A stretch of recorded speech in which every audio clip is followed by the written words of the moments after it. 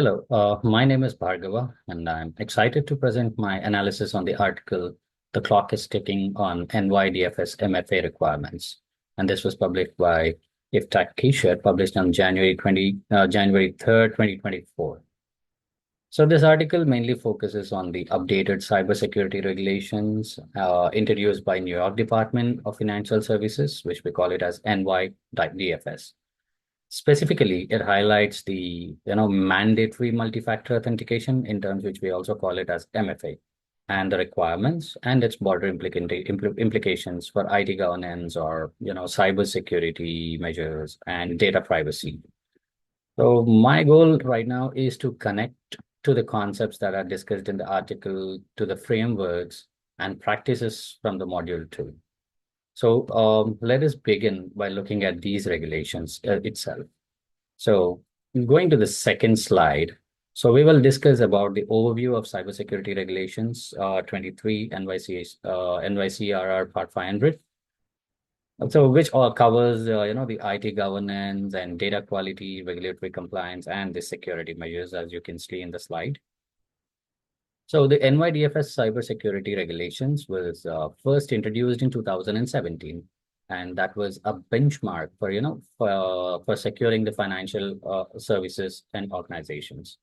So the 2023 amendments, which took effect in the month of November, they strengthened the standards of mandating the MFA for privileged accounts or remote accesses or third-party systems.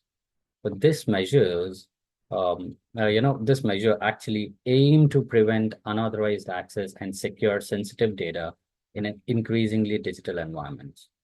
A notable real-world example, as discussed in regulatory compliance, is that a $1 million fine was imposed on the first American title insurance company after a 2019 data breach that exposed sensitive customer information. So this is how strict the regulatory compliance is. So this demonstrates the financial and reputational consequences organizations face when they fail to meet these compliance standards. So these updates clearly emphasize that the importance of robust, security practices to address the modern cybersecurity challenges. So these are the four major critical parts that would be covered in slide 2. So let's move on to the third slide, which covers the IT governance and the NYDFS regulations. So how the IT governance and the, what are the major, the governance or the regulations that we have is: one, alignment with COVID, and two, accountability and responsibility, as mentioned in the slide 3. So let's discuss more about it. So the NYDFS cybersecurity regulations, align closely with its IT governance principles. So particularly those found in COVID framework, and COVID, which stands for Control Objective for Information and Related Technology. So IT governance basically focuses on ensuring that the IT operations are aligned with the business objectives while managing the risk and maintaining the accountability and take the responsibility too. So the NYDFS regulations exemplify this by requiring the organizations to implement a structured control. And what can we call a structured control is nothing but maintaining an MFA, which is a multi-factor authentication that helps in mitigating the risks associated with privileged accounts. By doing so, the regulations ensure that the IT practices are not only compliant, but also enhance the overall operational security. So this governance framework is vital for financial organizations seeking to balance regulatory demands with their business needs or business goals and requirements. So this is all about the IT governance and the NYDFS regulations. So let's move on to the next slide, which is slide 4, that talks about the data quality and the NYDFS, the NYDFS regulations again. So basically, data quality is another critical concept that is tied to the NYDFS regulation. So high quality data accuracy, data consistency, and data reliability. This is essential for implementing cybersecurity measures like MFA effectively. For example, maintaining accurate records of privileged users and their logs for their activities, which is crucial for enforcing MFA to monitor the compliance. So this is kind of a monitoring compliance that we provide.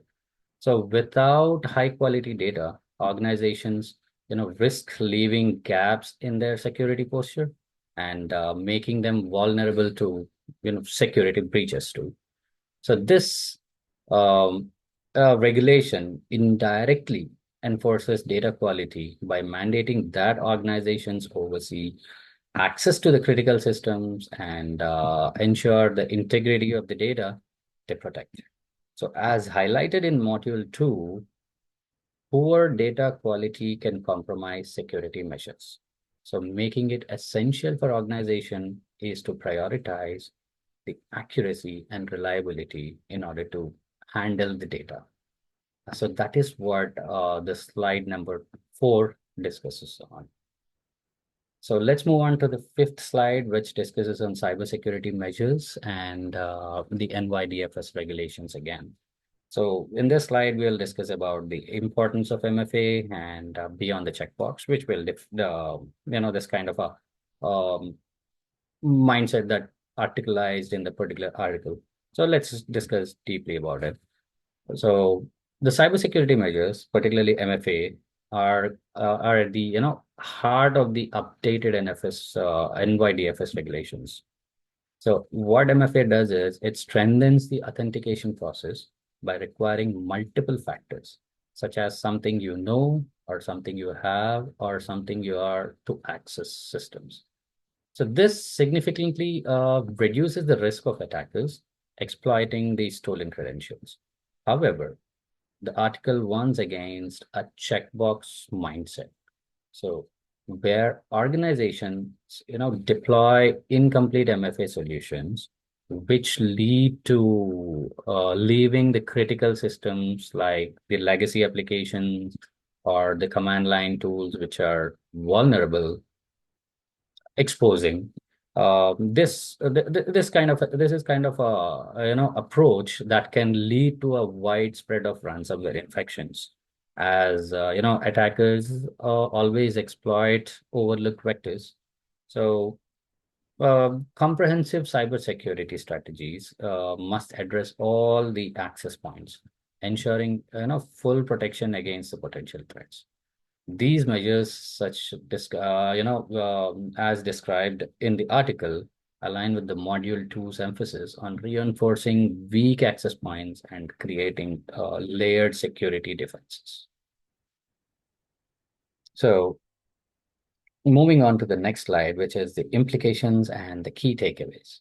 So the implications and the key takeaways discuss about compliance consequences, consistent risk management, secure data handling, comprehensive cybersecurity.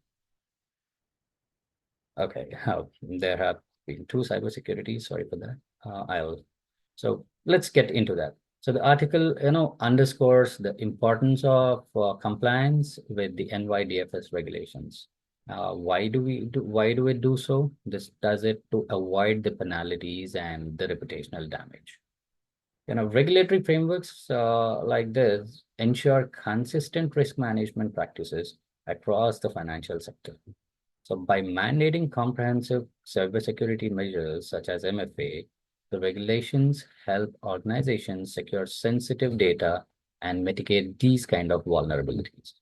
But the compliance is not just about meeting the legal requirements. It's also about building resilience against, evolving cybersecurity threats.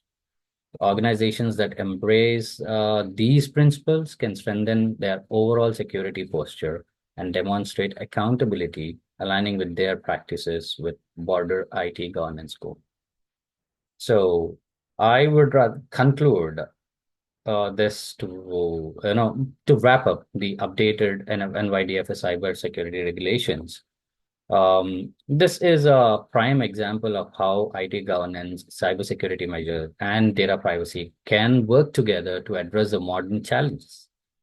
The mandatory MFA requirement not only fulfill the regulatory compliance, but also significantly enhances the security of privileged systems and sensitive data. By aligning IT practices with these regulations, organizations can always and always protect themselves against any sort of cyber attack and maintain their trust with the stakeholders. So this is all about the discussion, and thank you for your attention. And I hope this analysis provides the insights into the importance of having the regulatory updates. Thank you.